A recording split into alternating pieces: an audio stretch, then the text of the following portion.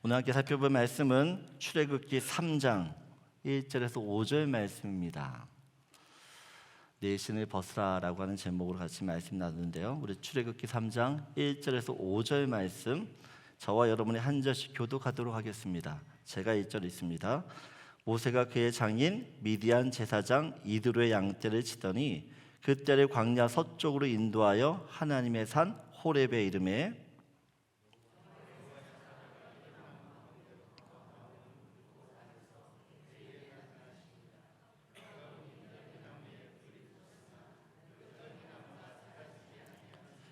이에 모세가 이르되 내가 돌이켜 가서 이 큰 광경을 보리라. 떨기 나무가 어찌하여 타지 아니하는고 하니 그때에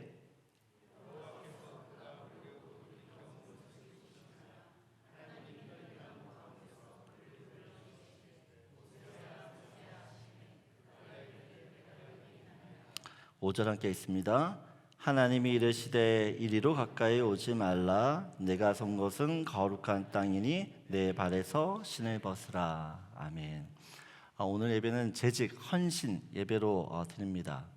저는 올해 우리 모든 재직들, 직분자들이요, 이 온전함이라고 하는 단어를 좀 이 가슴에 새기셨으면 좋겠어요. 온전함.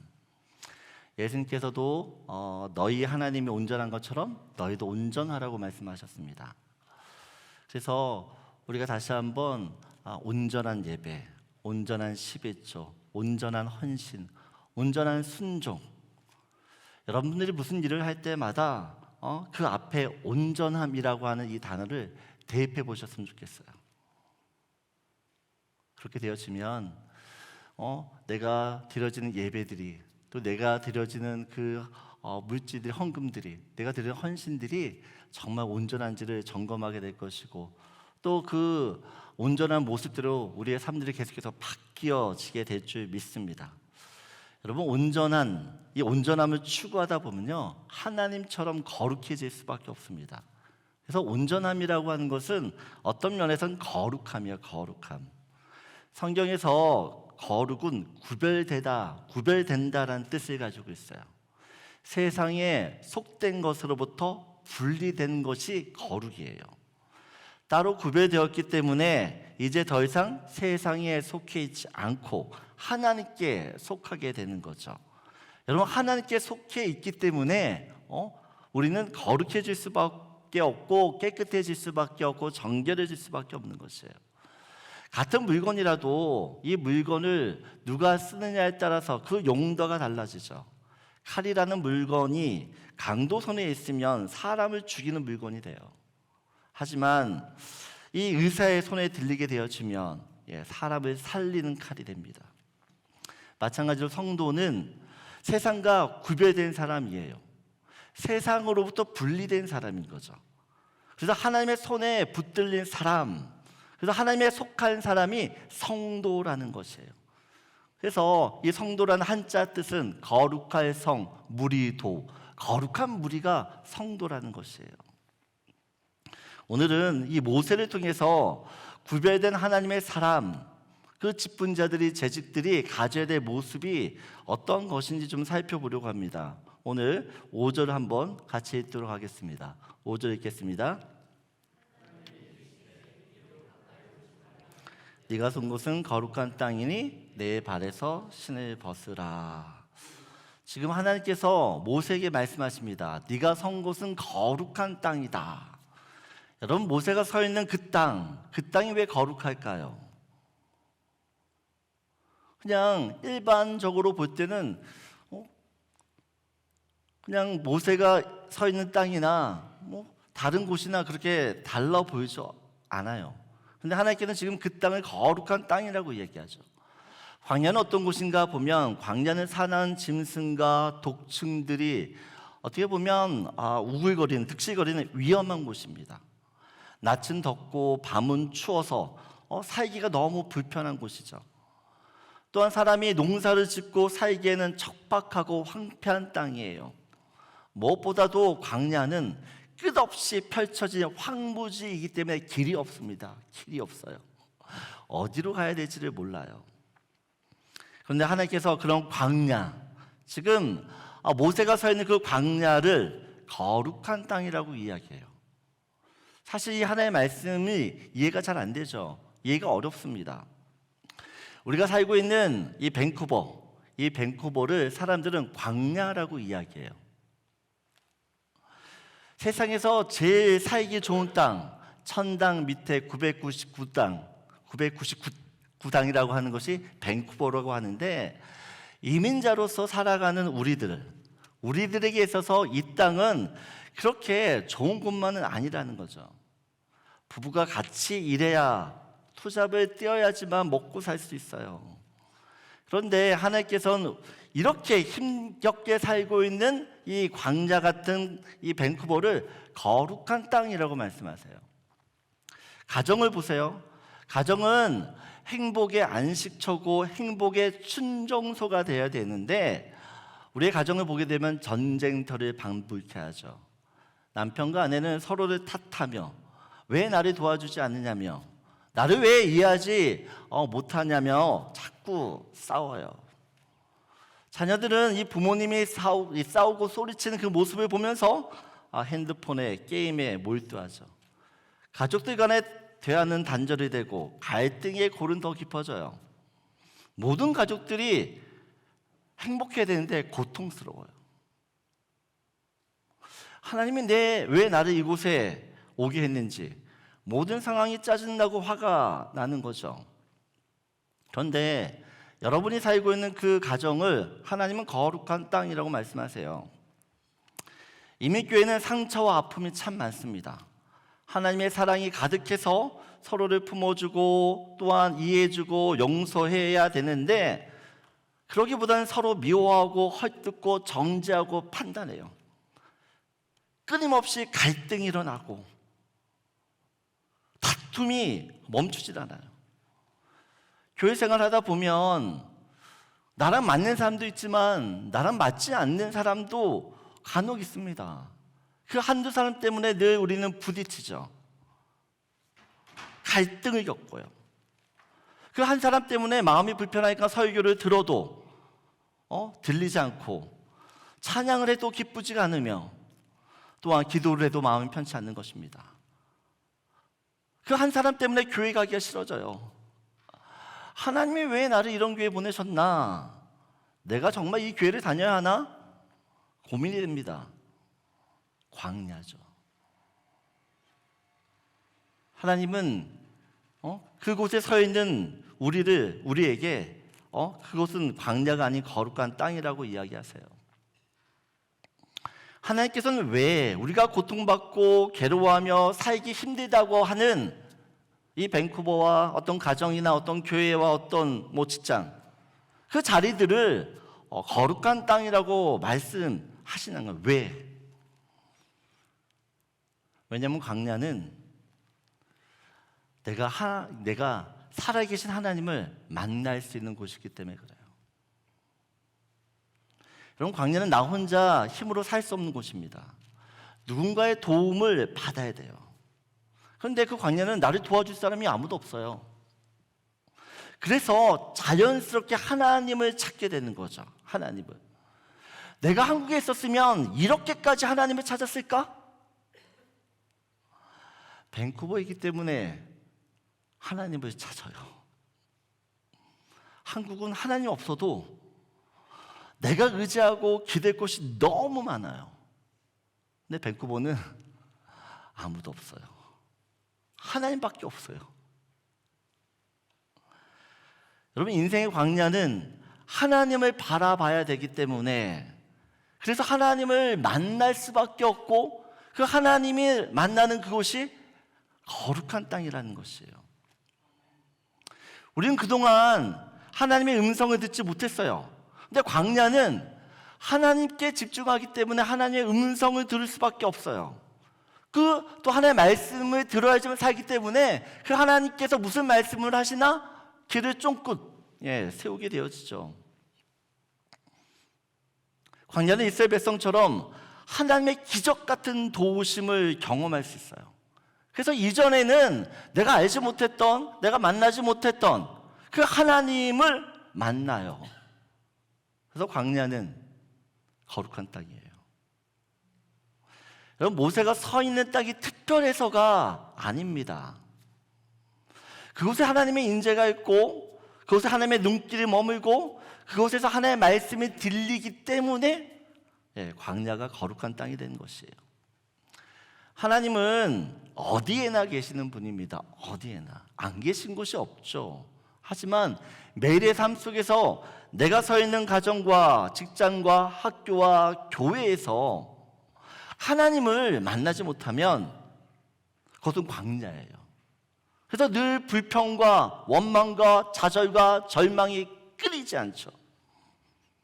그러나 광야 같은 그곳에 하나님이 함께 하시는 것을, 하나님의 임재를 내가 경험하게 되어지면 그것은 광야가 아닌 하나님이 계시기 때문에 천국이 되는 것이고 기쁨과 즐거움과 안식이 있는 거룩한 땅이 되는 것이에요.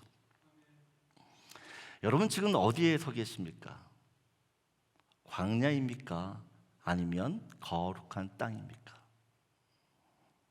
어떤 사람에게는 광야고 똑같은 장소인데 어떤 사람은 광야예요. 하지만 어떤 사람에게는 하나님이 함께 하신 거룩한 땅, 하나님 나라가 될 수 있어요. 오늘 내가 서 있는 곳이 광야가 아닌 거룩한 땅이 되기 위해서는 여러분, 하나님이 나와 함께 하신다라는 것들을 믿으셔야 됩니다. 아멘이십니까? 하나님을 믿음으로 계속해서 바라보셔야 돼요. 그렇게 되어지면 그것은 광야가 아닌 하나님이 머물고 있는, 하나님이 여러분에게 말씀하시는 거룩한 땅이 되는 줄 믿습니다. 그래서 첫 번째 나누고 싶은 말씀이에요. 같이 읽겠습니다. 하나님과 동행함으로 인생의 광야를 거룩한 땅으로 바꾸십시오. 여러분, 하나님과 함께하면 광야 같은 그것도 강물이 흐르고 옥토가 되어지는 은혜의 광야가 될 줄 믿습니다. 두 번째 같이 살펴보면 1절에 1절 같이 읽겠습니다. 모세가 그때를 광야 서쪽으로 인도하여 하나님의 삿 호렙에 이르매. 모세가 양떼를 이끌고 호렙산까지 왔습니다. 호렙산까지 오는 이유는 양떼에게 꼴을, 물을 먹이기 위해서죠. 모세는 40년 동안 광야 생활을 하다 보니까 어디에 풀이 있는지 없는지를 잘 알죠.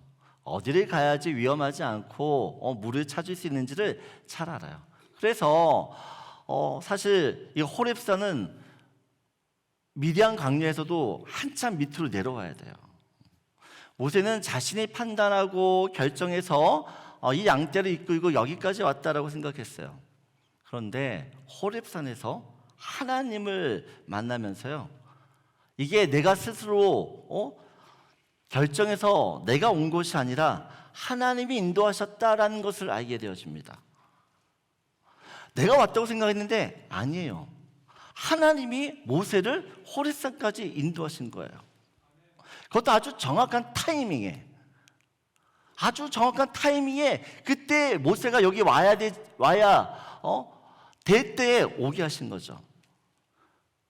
여러분, 하나님의 시간과 우리의 시간이 달라요. 모세는 애굽에서 이집트 왕자로 40년 살고 또한 이 광야에서 나그네로 40년을 살게 되어집니다. 광야의 40년, 모세에게는 의미 없는 시간처럼 보였어요. 인생의 실패자처럼 무기력하게 그렇게 허송세월 한 것 같아요. 모세는 나이 80이 될 때까지 오늘 본문을 보게 되면 장인의 양떼를 이끌고 살아요. 장인의 양떼를 돌보고 있다는 것이죠. 40년 동안 처가살이 하고 있습니다. 40년 동안 처가살이 하면서 이뤄놓은 것이 하나도 없어요. 하나도.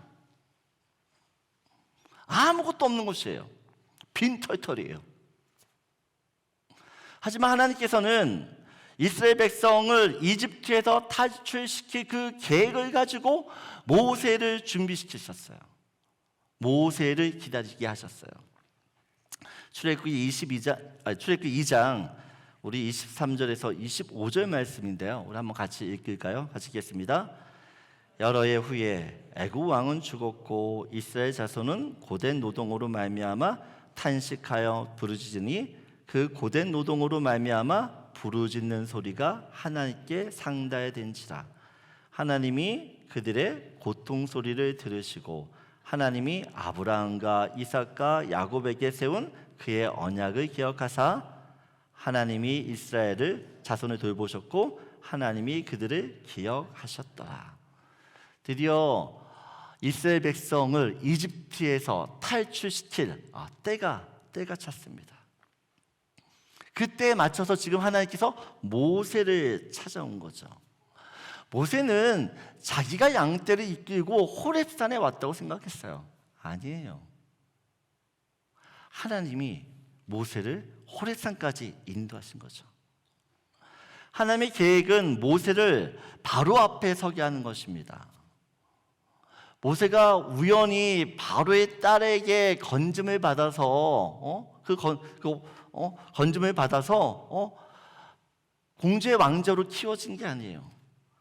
바로 앞에서 이스라엘 백성들 구원해야 되기 때문에 40년 동안 그 이집트 왕궁에서 살게 하신 것이에요. 모세는 광야 40년을 양떼를 치면서 그 광야를 돌아다녀요. 어디에 가면 길이 있고 어디에 가면 길이 없는지를 너무 잘 아는 거죠. 광야의 모든 것을 너무나 잘 알고 있는 모세가 이제는 양떼가 아니라 이스라엘 백성을 어떻게 해요? 인도하게 되는 겁니다. 모세의 인생은 태어나면서 지금까지 하나님의 타임, 그 시간표에 의해서 움직이고 인도함을 받아요. 하지만 모세도 자기가 왜 왕궁에 살았는지, 왜 이 광야에서 살았는지를 이해가 안 됐어요. 하지만 하나님의 부르심을 통해서 왜 내가 왕궁에서 살아야만 했는지, 내가 왜 이 광야에서 이렇게 힘들고 고생스러운 시간들을 보내야 됐는지를 깨닫게 되어지는 거예요. 깨닫게. 자기 인생에 대한 해석이 되기 시작하는 거예요. 여러분, 하나님의 계획과 섭리가 깨달아지는 순간 그곳은 거룩한 땅이 돼요. 아무것도 이룬 게 없고 허송세월하면서 실패한 인생을 산 것 같은데 알고 보니 그 모든 것도 하나님의 계획 안에서 이루어진 일이라는 거죠. 내 인생이 실패한 인생이라고 생각했는데 아니에요. 하나님 그 실패 인생 속에서도 하나님의 선하신 어떤 계획을 가지고 우리를 인도하고 있는 것이에요. 그래서 실패의 자리, 좌절과 절망의 자리가 새 인생을 시작하는 거룩한 자리로 바뀌는 거예요. 모세는 80세가 될 때까지 자기 힘을 가지고 자기 힘으로 살았어요. 자기 생각을 가지고, 자기 플랜을 가지고. 그래서 그 인생에 성공했는가? 아니에요. 살인자였고, 도망자였고, 나그네였고, 빈털털이었어요. 그런 그에게 하나님이 찾아오시면서 그의 인생이 nothing의 인생이 아니라 everything의 인생이 됩니다. 모든 것을 다 가진 인생을 살게 되어져요. 여러분, 우리 인생을 살펴봐도 그렇습니다. 내가 판단하고 계획하고 결정해서 밴쿠버 왔나요? 제가 성도님들 만나면 그런 얘기해요. 애들 유학 때문에 왔어요. 근데 단언컨대 제가 그분들에게 이야기해요. 하나님께서 집사님 때문에 밴쿠버 오게 했네요 라고 얘기를 해요. 애들 때문에 내가 온 것 같지만 사실은 하나님께서 나를 부르셔서 온 거예요. 아이들을 어떻게 보면 핑계 삼아 하나님이 나를 이곳에 부르신 거죠. 이곳이 한국보다 살기 좋아서 온 게 절대 아니라는 것이에요. 하나님의 계획과 목적이 있어서 여러분들을 하나님께서 콕 집어서, 한국에서 콕 집어서 일로 데리고 오셨어요. 여기까지 온 것이 정말 하나님의 은혜다, 하나님의 인도하심으로 믿는다면 지금 여러분이 서 있는 곳은 거룩한 땅이 될 것이에요. 그런데 여전히 내가 왜 여기 있지라는 것을 모르게 되어지면 광야예요.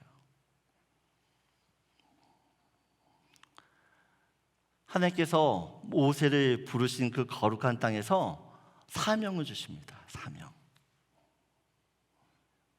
쓸모없는 인생처럼 그렇게 끝날 것 같은 그 모세의 인생이요, 하나님 나라를 위하여 하나님의 구원을 이루어가는 이스라엘을 인도하는 위대한 지도자가 돼요. 제가 존경하고 좋아하는 목사님이 있는데 가끔 설교에 이런 말씀을 하셨어요. 우리나라에 새로운 대통령이 당선이 됐잖아요. 그럼 내각을 꾸리잖아요. 그러면 자기 친구들을 이제 그 대통령실에서 부른대요. 장관으로 부르든 차관으로 부르든. 그러면 주변의 모든 사람들이 다 말린다고 합니다. 야, 장관 하지 마라, 차관 하지 마라. 왜요? 분명히 장관 하면 길어봐야 2년이고 장관을 해서 좋은 소리를 못 듣기 때문에 많은 사람들로부터 실컷 욕도 먹고 인생 힘들어지니까 하지 마라. 좀 더 고민하고 결정해라. 그러면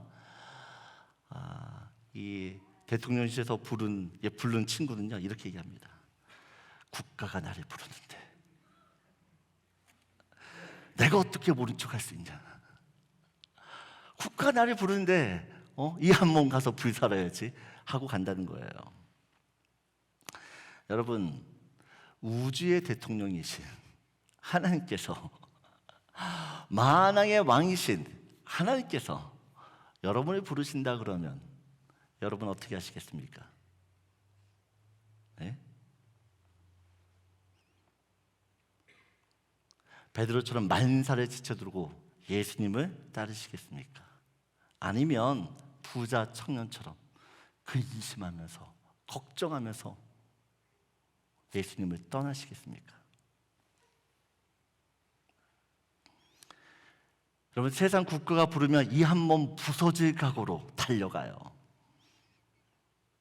근데 하나님 나라에서 여러분을 부르면 우린 주저합니다.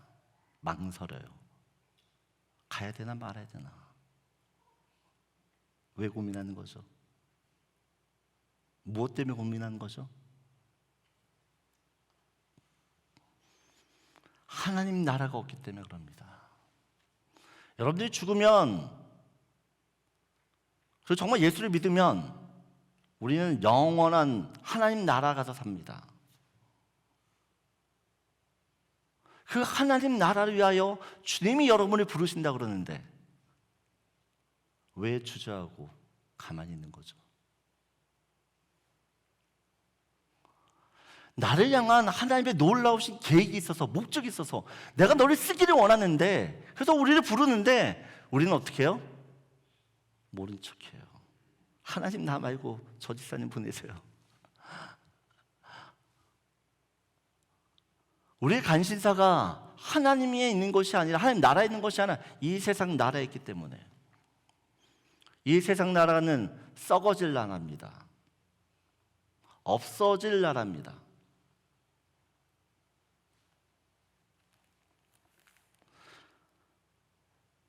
하나님을 향한 나의 계획과 그 목적을 아는 사람은 주님이 부르시면 달려가요. 주저함이 없어요. 오늘 내가 서 있는 우리 이곳이 정말 고통스러운 광야처럼 느껴지십니까? 실패의 자리처럼 느껴지세요? 그러할지라도 그곳에서 정말 하나님의 인도하심을 깨닫게 되어지면, 하나님의 부르심을 발견하게 되어지면 그곳은 거룩한 땅이 돼요. 그곳에부터 하나님의 사명을 감당하는 출애굽이 시작이 되는 거죠. 여러분, 출애굽은 하나님의 능력들이 나타나는 놀라운 삶이에요. 놀라운 삶. 저는 여러분들이 하나님의 부르심을 통해서 하나님의 놀라우신 이 능력들을 날마다 체험하며 살기를 원해요. 하나님께서 여러분을 이곳에 부른 줄 믿습니다. 아멘 안 하시네. 하나님이 부르신 줄 믿습니다. 하나님께서 여러분의 직분을 주시는 것도 하나님이 여러분 통해서 이루시고 또한 감당하기를 원하시는 사명이 있기 때문인 줄 믿습니다. 밥을 안 먹고 오셨나 이렇게. 여러분, 맡은 자에게 하나님이 바라시는 한 가지가 있죠. 뭐죠? 충성입니다. 충성. 한국이 아시안컵 대회에서 4강에 올랐어요. 16강, 8강 연장전을 벌이는 혈투를 벌이면서 4강에 올라갔어요. 손흥민 선수가 인터뷰를 하더라고요. 기자가 물어요. 그렇게 연장전을 2번 뛰었는데 힘들지 않냐? 손흥민 선수가 뭐라고 얘기합니까? 나라를 위해 뛰는데 힘들다는 건 핑계죠. 나라를 위해 뛰는데 힘들다는 게 말이 되는 것이에요. 제가 은혜를 받았어요. 여러분, 손흥민 선수도 나라를 위해서 뛴다는 것이 어떤 가치가 있고 어떤 의미인지를 알아요. 저는 올 한 해 우리 모든 성도님들이 하나님 나라를 위하여 죽도록 뛰어다니셨으면 좋겠어요. 아멘이십니까? 하나님 나라를 위해서. 그 하나님 나라에서 죽도록 뛰어다닐 때 하나님이 그런 우리를 보면서 뭐라고 생각하실까요? 자랑스러워 하시겠죠. 너밖에 없다 칭찬하시겠죠. 그런 너에게 내가 어떻게 축복을 주지 않겠냐 하시면서 복 주시겠죠. 제가 믿는 하나님 그런 하나님이에요. 저는 여러분들이 하나님 나라의 국가대표가 되어서 죽도록 뛰어다녀서 주님께 칭찬받는 은혜가 있길 원합니다. 그래서 두 번째 함께 나누신 말씀이에요. 같이 두 번째입니다. 두 번째가 다르게 됐나 보군요. 두 번째 이겁니다. 내 인생을 인도하시는 하나님의 선하신 뜻을 깨달아 사명자로 서시는 것. 사명자로 서시라는 것이에요. 하나님이 나를 부르신 그 인도하심을 알게 되어지면 주를 위해 주께서 맡겨진 그 사명을 감당하고 싶은 마음이 생긴다는 것이에요. 올 한 해 이런 은혜가 있길 원합니다. 마지막으로 4절 5절 한번 같이 읽겠습니다. 4절 5절 같이 읽겠습니다.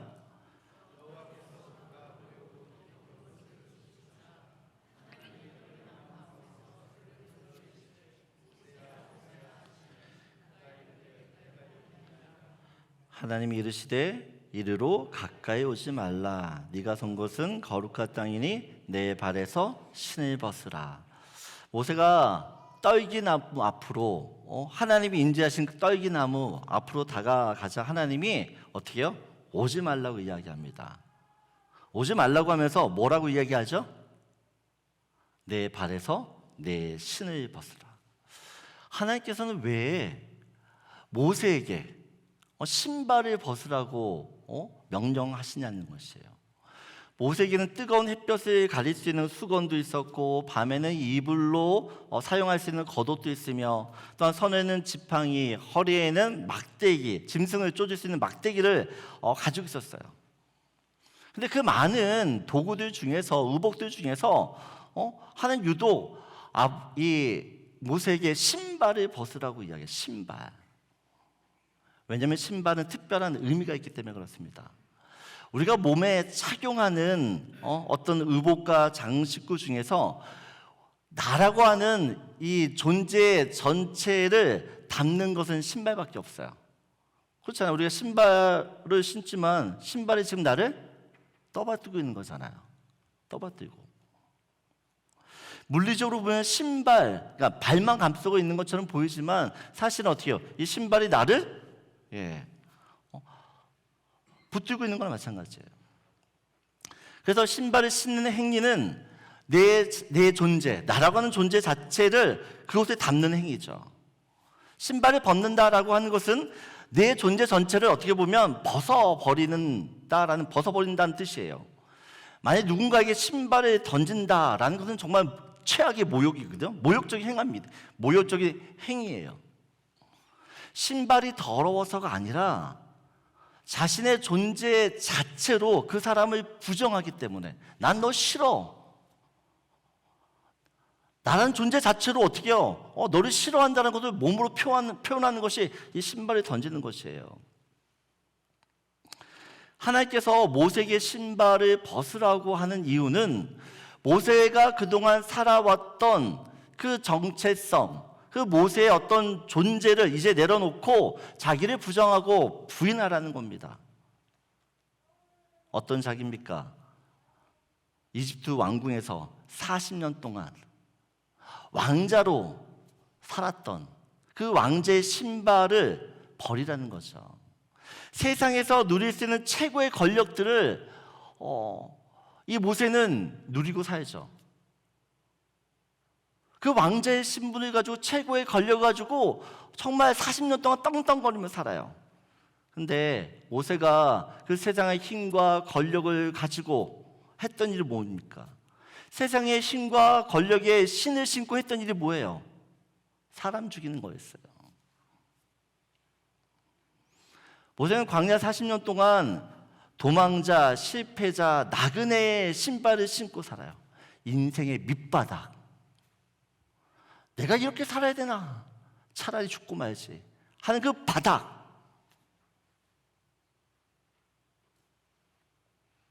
근데 그 바닥에서 싣고 있던 모든 신들을 벗으라는 겁니다.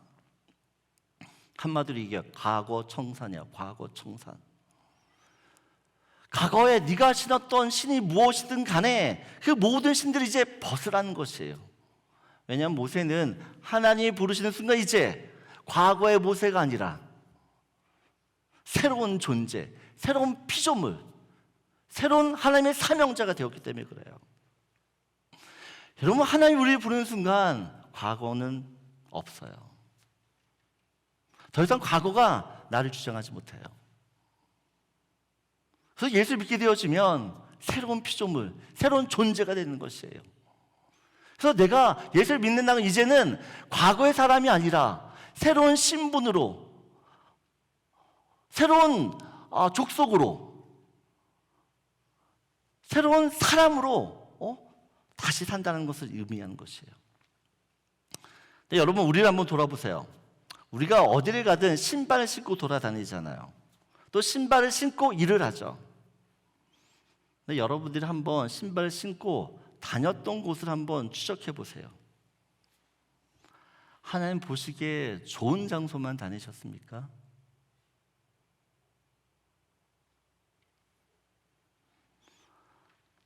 하나님이 싫어하시고 하나님이 정말 미워하시는,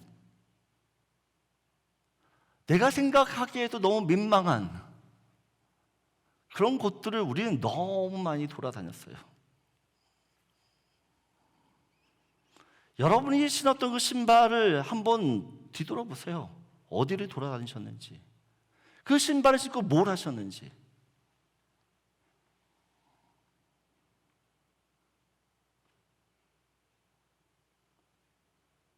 하나님이 기뻐하시는 장소보다는 하나님께서 마음 아파하시는 그 장소에 더 많이 가 있을 수 있을 거예요.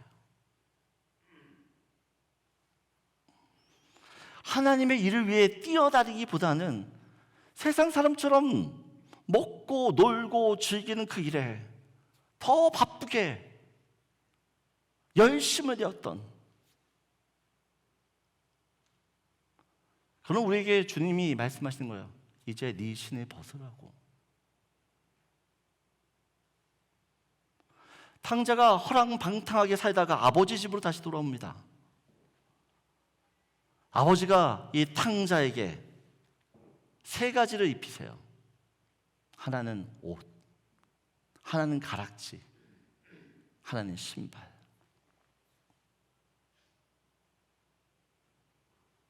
그 먼 날에서 허랑방탕하며 살던 그 죄된 신발을 벗어버리고 새로운 출발을 할 수 있는 거룩한 신발을 주시는 거죠.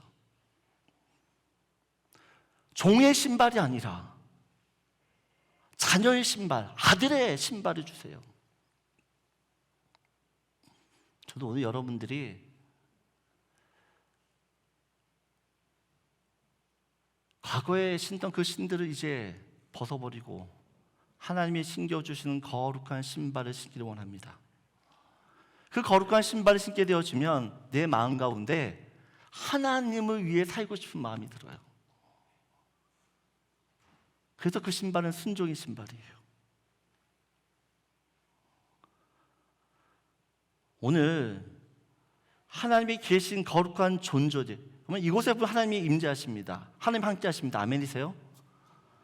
이곳에 지금 하나님 함께 하시는데 우리한테 말씀하시는 거죠. 내 신을 벗어라. 죄된 신을 벗어라. 그 모든 신을 벗고 내가 신겨주는 새 신을 신고 새 출발하라고. 오늘 여러분들이 재직으로서 직분자로서 다시 한번 하나님 앞에 재건신하셨으면 좋겠어요. 이렇게 살면 안 되지.